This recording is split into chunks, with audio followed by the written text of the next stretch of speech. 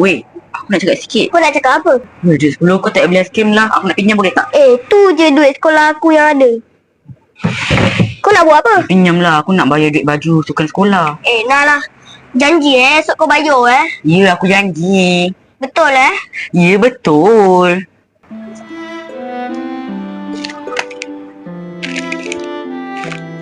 Hutang aku bila kau nak bayar? Dah seminggu dah kau tak bayar. Kau diam je.